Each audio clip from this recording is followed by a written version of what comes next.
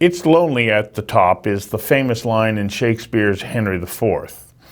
The king had a very challenging reign, and he felt he was alone in his misery. It's lonely at the top speaks to the theory that leaders are not only lonely, they're also isolated, which raises the questions, are they? And if so, where do they find companionship and trust? Executive coach Ron Bremner says one of the challenges is, as a CEO or executive leader, you can't ponder or wonder or muse about anything with the people who report to you. What you do, say, think, and decide impacts them, and they all want to know you are in control and in charge. Bremner goes on to say, if you appear to be uncertain or inconsistent, your team can lose confidence in you, and that's why you need to find a trusted advisor to work your way through the many challenges you face. I invited Ron Bremner to join me for a conversation that matters about why and how executive coaches play an important role in the lives of leaders. Ron, great to see you. Thanks for joining me. Stu, always good to see you, and great to be with you today. Is it really lonely at the top for leaders of organizations, and I imagine many politicians as well? Well, getting back to your intro, you're absolutely right, but one of the key things I think I would underline, Stu, in your intro is one of the things, the phrase one of the things, because what you talked about there basically was decisiveness. And if you think about landing on the beaches at Normandy in 1944, I wouldn't want to be a soldier who's coming ashore and a guy out in front says, you know what, I think we should go maybe this way. Or, I don't know, what do you guys think? Do you think we should head this way or that way? So, absolutely, it is lonely at the top today, and probably in the conversations I've had with people, my take is it's probably never been as lonely as it is at the top today, Stu. And part of the reason is that organizations don't run today like they ran a generation ago, 2 generations ago, where people came up through the ranks, people were mentored and coached internally, people took time grooming people, bringing them along, helping them through situations. There's so much more movement in organizations today. People aren't around together as long as they were. Organizations cut back. So they're lean at the top. They don't have as many people to sit and talk to people, spend time with them, try to help them along with their careers. It's more throwing people into the deep end and sink or swim. And that's one of the reasons that it's very lonely, because there's not a lot of support out there. And it's a tough situation for people because they're being thrown and thrust into leadership positions when in many cases, most of them would readily admit they're not ready to be leaders. They haven't been groomed to be leaders. They're not even sure what a leader does or what a leader looks like or what a leader should be doing. So that's why, unfortunately, while there's a lot of problems in the economy and things are tough in a lot of aspects, in a lot of sectors today, Stu, I can honestly tell you from a executive coaching standpoint, it's never been busier. So, as an executive coach, are you that confident? Are you part therapist or are you a business consultant? How do you divide out what those responsibilities are for you as the coach? I think one of the big rules is that people feel like I'm a safe harbor, where they can unload, they can tell me about things that they couldn't tell somebody they report to, because the person that they report to might see it as a weakness. They might see it as somebody who's, not strong enough to be a leader, maybe somebody who can't take the heat. But the reality is, all of us, if we're honest, we have those moments where we just kind of close the door, put our head in our hands, and just wonder what the hell we're doing, because we all come across challenges that we need help with. As I like to say to people, I don't know all the answers. In fact, I don't even know all the questions. But working with people, I think is a great opportunity to be able to help them be the best they can be, to help them see themselves as maybe they don't see themselves, and help them see others as they maybe don't see others. So there's a lot of factors in it besides that decisiveness that you alluded to in your intro, there's a lot of other factors that go in there to making good leaders. So, do you come in sort of, I guess, the career path of somebody's life when they're in trouble, because you're there to help rescue them from having challenges? Or are you finding the majority of your clients are saying, I've moved up into unfamiliar territory and I don't know what to expect and how to plan for it? Or is it a combination of the two? I get all types too, and I've had all situations. I've had heads of companies that have said to me, "Ron, I got a real senior CEO of one of my companies, and I need him to be a leader in about 6 weeks because we got a big board meeting, and I got to have him looking like a leader or have her looking like a leader. Can you help me?" And I say, "Sure. Let's go down to Rexall, and we'll just get some blue leadership pills. And if we take enough of them in the next 6 weeks, hopefully we can make him or her a leader." But the reality is, I get people who've been fast-tracked and thrown into a position where they need some immediate help and immediate understanding of what the journey ahead is. I get some people that, quite honestly, companies will phone me and say, this individual does so many things right. They're terrific with the bottom line. They're great strategically. They're a tremendous thinker. They come up with a lot of great innovations, but nobody likes them. Nobody wants to work with them. Nobody trusts them. Nobody believes them. They just can't get along with people. But I think all of those factors, quite frankly, are a big reason that when I start to work with somebody, Stu, my bottom line is it's got to be a minimum 52-week assignment. And the reason that I say that is when I'm working with people, I'm in most cases, trying to be able to change different approaches in their personality, the way they look at people, the way they respect people, the way they think, the way they allocate their time, how they prioritize, how they think. And people have been thinking that way, acting that way, treating people that way for 25, 35, 40 years.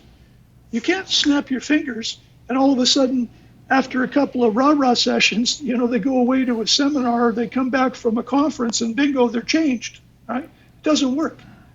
So it's a process. You need to, first of all, engage them. They've got to feel comfortable with you. They've got to believe in you. You've got to have some credibility. You've got to have a track record. You've got to be able to show that you understand what the situations are. And then you've got to, over time, you got to build trust. One of the first things when people ask about working with me, I say to them, I want you to talk to a minimum of 3-4 people before you engage me. Well, why won't you just take the business? I said, because I want you to compare what their styles are. I want you to ask them the following 4 or 5 questions, leading off with, how do you treat confidentiality as an executive coach?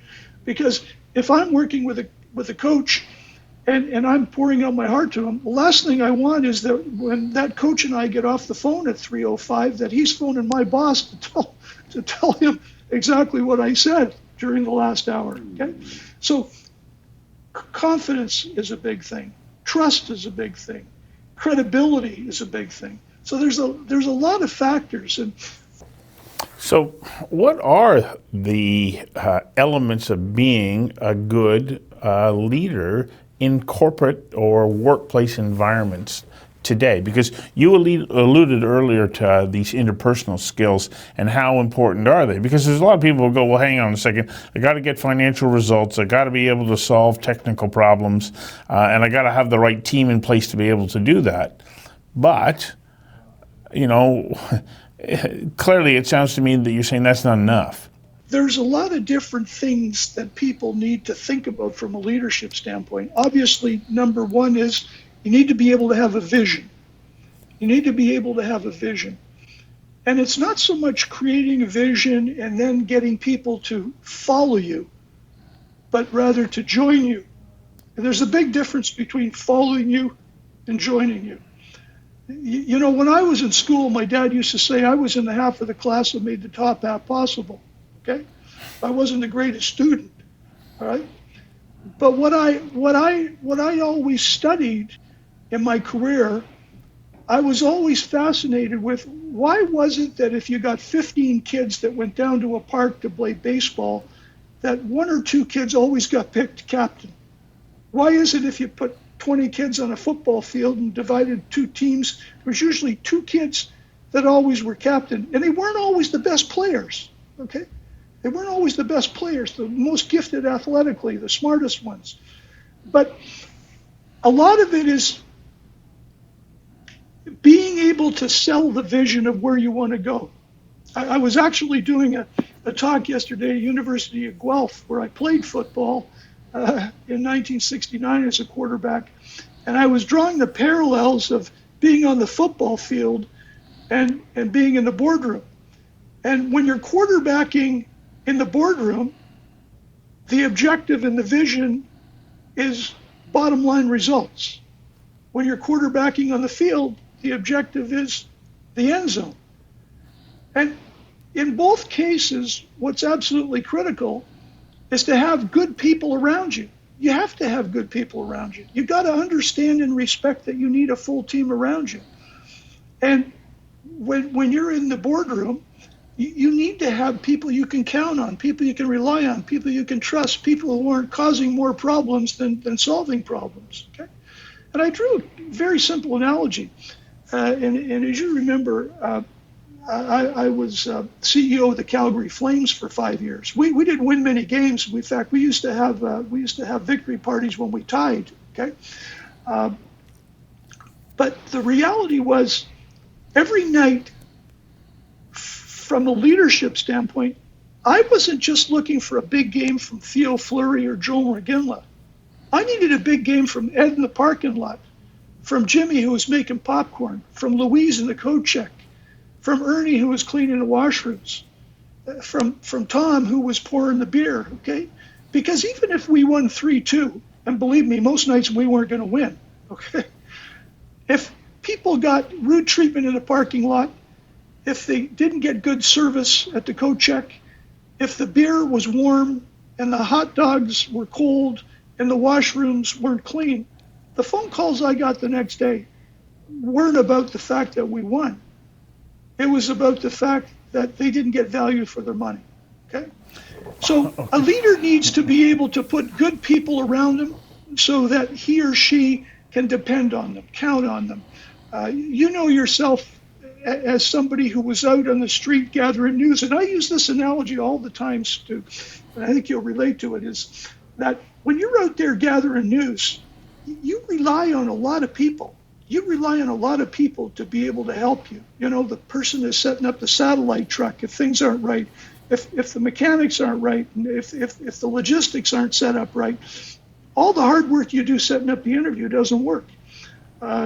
You could have had, you know, back in our day, Tony Parsons and Pamela Martin doing the news, but if whoever's doing the makeup doesn't do a good job, they don't look so good. Okay, so number one, you need to have a vision. You need to be able to surround yourself with good people. You need to be decisive.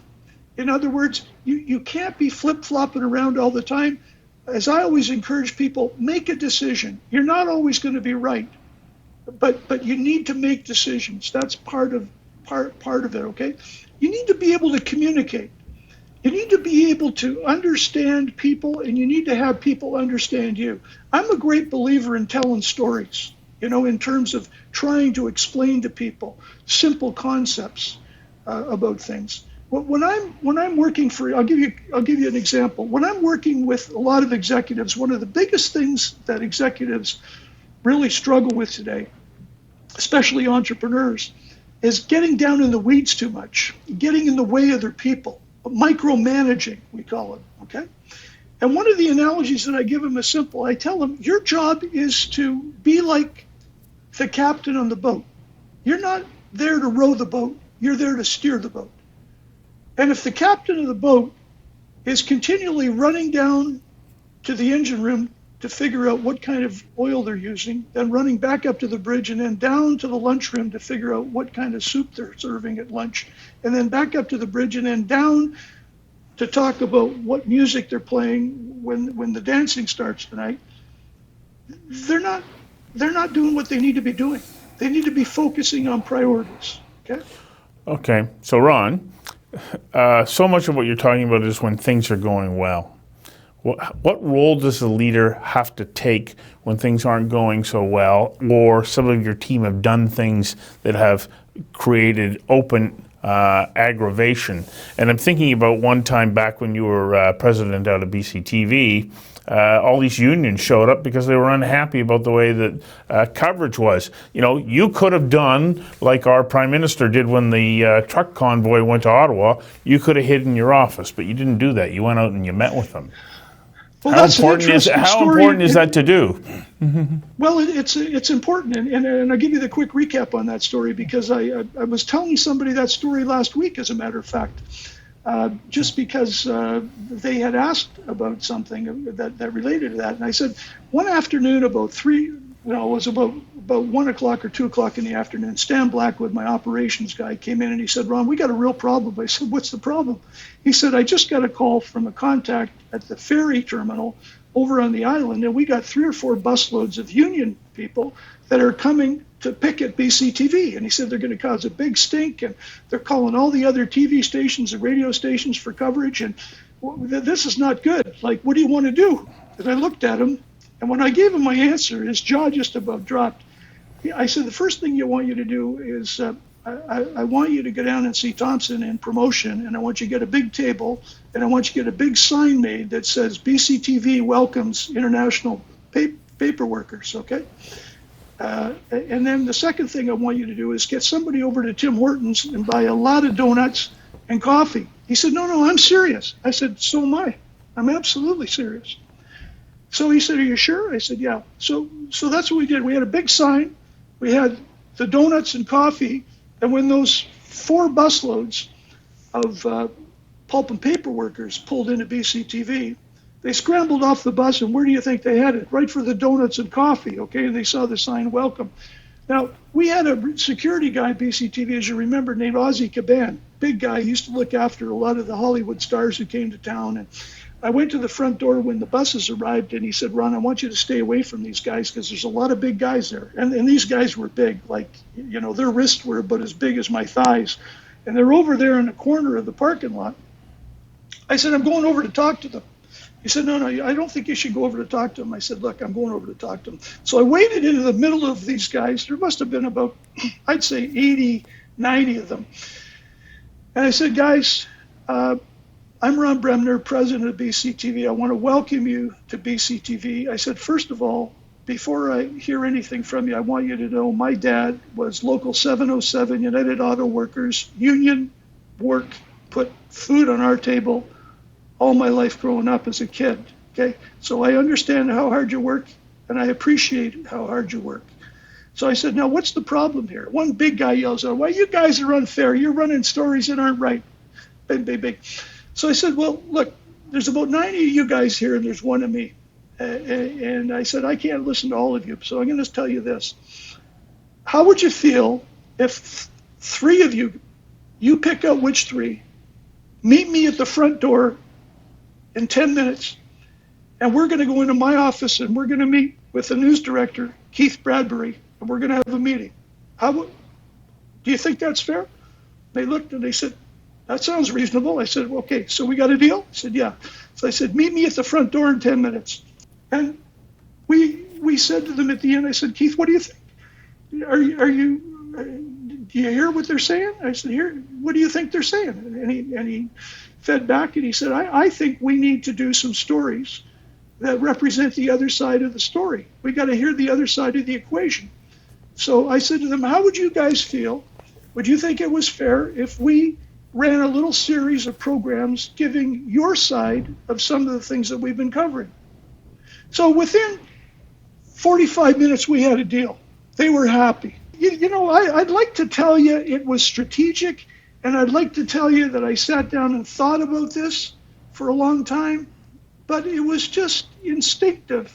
So I can see, Ron, why you say this has to be a minimum of a 1-year engagement for you to be able to work your way through complex situations and attitudes and ways of dealing with people. It's not a one-size-fits-all, as you've said. It has to be a developed relationship and, of course, a trusted one. Right, and the reason I found this out over a period of time, Stu, I just didn't wake up one night and say this has got to be a year long. The reality is, in working with people over a period of time, you come to the realization that once you build that trust, once they buy into trusting you, liking you, believing you, and willing to try some of the things that you're asking them to do, and they're not easy sometimes, okay? They're not easy. It takes you 3-4 months to get them to neutral. Never mind moving forward, just to get to negate some of those old tendencies. All right. You know, one of the biggest things, if I can just mention too, that people struggle with is difficult discussions. That they shy away from having those difficult discussions with staff members and people that they know they should have had a talk with them 5 years ago, 10 years ago, 5 months ago, whatever. But they've always put it off. They've always put it off. And I've gone into companies where I've inherited these people, okay, that somebody should have talked to them. I remember going into one company and they asked me to go in and change it around and fix it.